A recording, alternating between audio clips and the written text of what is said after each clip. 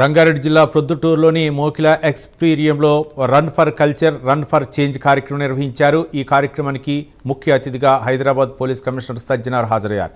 ఈ మేరకు యువత్తో కలిసి 5 కిలోమీటర్ల రన్లో ఆయన పాల్గొన్నారు. ప్రతి ఒక్కరూ ప్లాస్టిక్ వినియోగాన్ని తగ్గించి పర్యావరణ పరిరక్షణకు తమ వంతు బాధ్యతను నిర్వర్తించాలని పిలుపునిచ్చారు.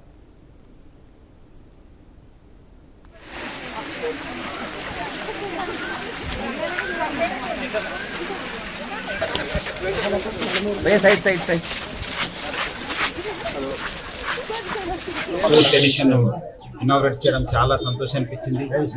ఎందుకంటే చాలా మంది రకరకాలు మాట్లాడతారు, కానీ సాలిడ్ వేస్ట్ మేనేజ్మెంట్ గురించి కావచ్చు, ఎన్విరాన్మెంట్ గురించి కావచ్చు, చెట్లు నాటడం గురించి కావచ్చు, అట్లానే చేంజ్ గురించి ఇట్లా గండిపేట వెల్ఫేర్ సొసైటీ మనకు ఆదర్శం. ఎందుకంటే వాళ్ళు ఇక్కడ 4 years నుంచి మన పర్యావరణం గురించి మాట్లాడుతున్నారు, అవేర్నెస్ తీసుకొస్తున్నారు. వాళ్ళందరూ కూడా నేను పేరు అభినందిస్తున్నాను. అట్లానే మనం కూడా కొంచెము రెస్పాన్సిబుల్ అయ్యి మనం కూడా ఇప్పుడు వాణి గారు చెప్పినట్లు మనము మన దగ్గర ఇంటి నుంచి స్టార్ట్ చేయాలి, ఏం చేంజ్ అయినా మార్పు. సో అందరు కూడా ఇంటి నుంచే మార్పు చేయాలని చెప్పుకుంటున్నారు. వాటర్ బాటిల్ కావచ్చు, బయట నుంచి ఆర్డర్ చేసినప్పుడు కావచ్చు, మనం యూజ్ చేసే వస్తువుల గురించి కావచ్చు, మీరందరూ కూడా దీన్ని చేస్తే ఎన్విరాన్మెంట్ పైన ఏం ఎఫెక్ట్ అవుతుందని చెప్పి ఒక క్షణం ఆలోచించి అందరూ కూడా వాళ్ళు, ఎందుకంటే మంచి భవిష్యత్తు కోసం, పిల్లల మంచి భవిష్యత్తు కోసం మనం అందరూ కూడా కృషి చేయాల్సిన అవసరం ఎంతో ఉంది.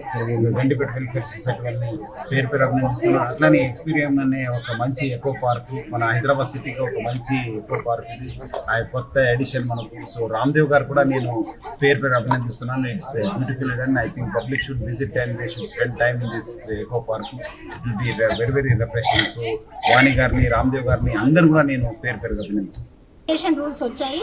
So we explain them all about our how to do the segregation and all.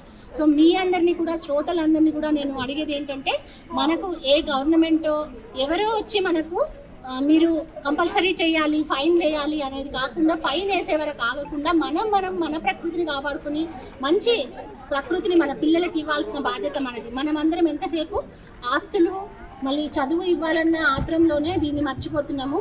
దయచేసి మీరు బయట నుంచి ఫుడ్ ఆర్డర్ చేసేటప్పుడు ఒక డబ్బా ఇవ్వండి. వీలైనంత వరకు ఇంటి ఫుడ్ పెట్టండి, that is the best. But కాకపోతే మాత్రం ఒక బాక్స్లో తెచ్చుకున్నట్టు చూడండి. వీలైనంత వరకు బయట నుంచి సింగిల్ యూజ్ ప్లాస్టిక్ ఇంటికి రాకుండా చూడండి. చేతి సంచులు మనం పాతకాలం ఎట్లా చేయాలి ఇవన్నీ లేక అనేది అందరు అడిగే క్వశ్చన్. ఎలా అంటే జస్ట్ థింక్ అబౌట్ పాస్ట్. మీ అమ్మ నాన్నను, మీ నాన్నమ్మని అడగండి, ఎలా ఉండేది అప్పట్లో. ఈ ప్లాస్టిక్ బ్యాగ్ లేనప్పుడు ఎట్లా ఉండే, అప్పట్లో ఈ వాటర్ బాటిల్స్ ఎక్కడంటే అక్కడ దొరకనప్పుడు వాళ్ళు ఎట్లా వాటర్ తాగేవాళ్ళు, వాళ్ళు మరిచే మీకు క్యారీ చేసేవాళ్ళు వాళ్ళతో పాటు ఎక్కడ వెళ్ళినా మీకు గుర్తుంటే కనుక. సో అట్లాంటివన్నీ మనం గుర్తు చేసుకొని మనం వీలైనంత వరకు ప్లాస్టిక్ని తగ్గించేసి మన పర్యావరణాన్ని కాపాడుకోవాలి.